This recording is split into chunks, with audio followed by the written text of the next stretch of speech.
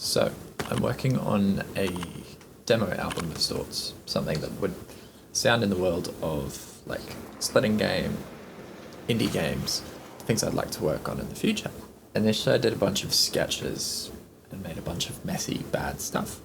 I've got until October, but I'd like there to be a full published soundtrack that's really listenable, really enjoyable, and a good first kind of debut of my skill set for this kind of musical aesthetic. So I've put all the tracks in, and we're just going to spin the wheel.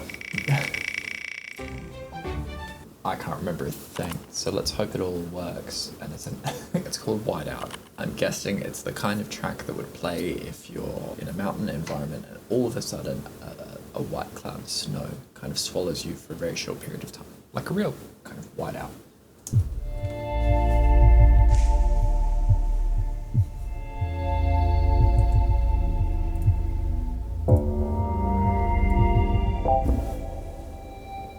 Completely different kind of section. That right side is clipping. Bring that down. Completely different. I think what feels right is there was a first section that was quite, for lack of a better word, it was dark, it was a storm, it was unsettlingness invading your space. I think we can have just 2 minutes of that and just a structure that's growing and growing in terms of adding layers very subtly, growing and evolving the timbre of sound. I think that's what I'd like to start with. Then playing with that B section, which is here, this.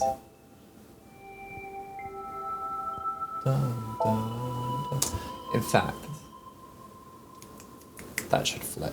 It should start out, you're just amiably hanging out, and then the storm can start coming in. Okay, so what I've done to start is kind of outline a bit of a section. This will no doubt change. Conceptually, we're just in this innocent state of play before a storm, and I've kind of just grabbed a piano sound and figured out that if you take all the parts, it's actually just a 2-chord vamp. We've got this chord, C major,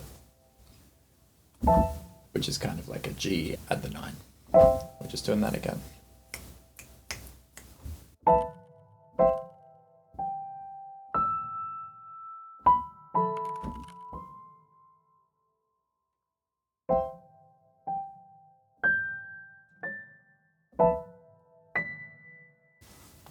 So I've kind of thought of this idea of bringing this loop in gently. And for some reason, the idea of this kind of like bugle, tinny, brassy sounds kind of sparkling the rhyme. So what that might sound like is having a duplicate, and we'll call this pad upper brass tin, just major.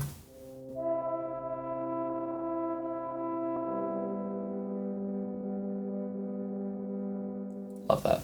Let's just layer that in. Okay, we're getting down some DNA. So we've got these pads that are kind of so far in the distance and just gradually pulling in, almost like weather, like an oncoming cloud. So right from the start, you'll find that the volume is increasing as they get closer. They're also sending more volume to a reverb channel, so it's echoey and swimming and, dancing throughout the mountains. Here's what that sounds like.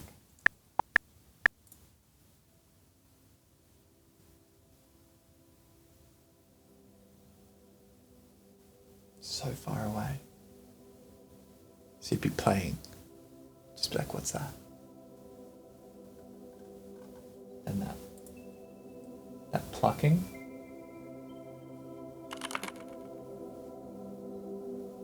It's that first ostinato.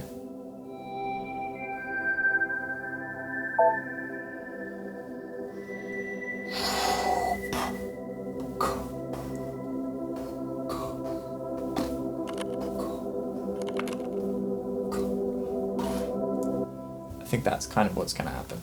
These two other elements, this,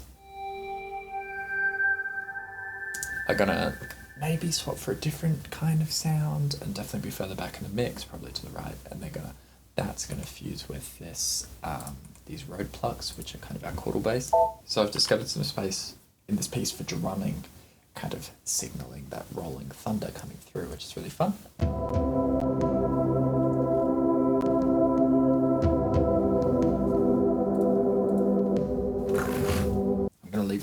though, start to go back, keep bouncing between the parts so I don't get too stuck, because I do get stuck easy. Start to get like hair on my neck because it's so exciting. This climactic section, I know I said I'd leave it, but I didn't. I can't follow my own rules. But this climactic section, with the addition of this one layer, there's a bit going into it, but it's just one layer of synths, but in the upper register, you've got kind of these voices here. They're more to the right, and they're these clustered chords, mostly of extension notes, so not the main chord notes, but you know, your ninths at your 13th.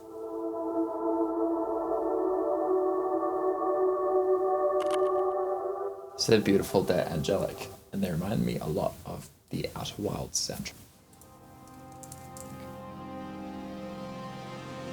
Andrew Prolo. And it's starting to remind me of some of the big stings from the Outer Wilds soundtrack. So I'd really like to take this as an exercise in copying what you love and putting your own mark on it. So when you play it with everything, and we go on to the climax, I'll just grab a later clip.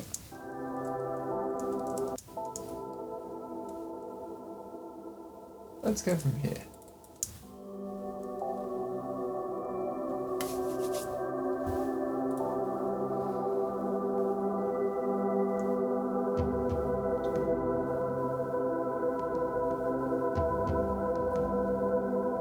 We're just kind of creeping up.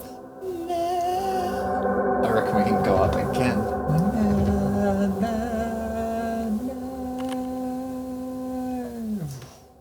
So a lot of the time what happens when I'm working at a piece is you're like listening at it and you're looking at it, being kind of unable to imagine it any different way. So I like to keep this malleable when it's almost like playing with putty and it's starting to harden. You're like, no, I want to add water, keep it going. You just go back to my roots, which is as a pianist, do some layers of improvisation and just see what happens. And oftentimes there'll be little parts that just happen spontaneously that then become part of the arrangement. You can go, oh, that's a percussion line. Oh, that's not quite it, but that's maybe what the harmonies can start doing. This is maybe how the piece can, you know, pick and choose new parts of its outfit. So I've got my piano layer. If I just go key, piano, there it is. So it's track number 16, ready to record. Now, naturally, this is quite a big echoey piece, so we're going to send that channel to the reverb, just so it feels a bit more in place. Let's send it to a far. That's much better. Much better. Okay.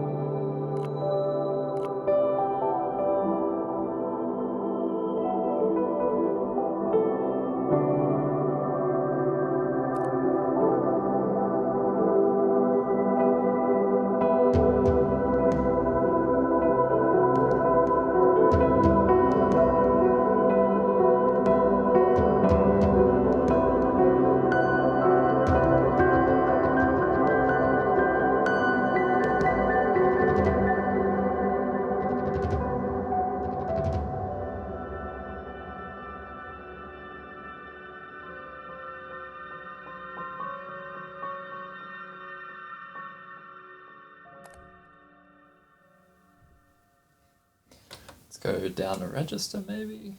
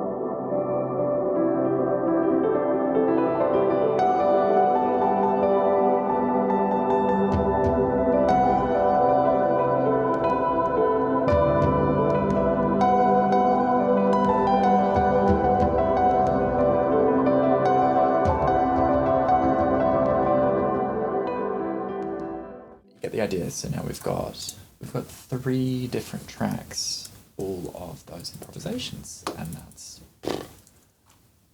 all notes that could be assigned to various different things. I think what I'm going to do, call it a day, and put it forward to you. What you think you would do next, what you would play with, explore, to find how this piece wants to grow out. So I'm going to put it somewhere. We'll go from here. Follow for more.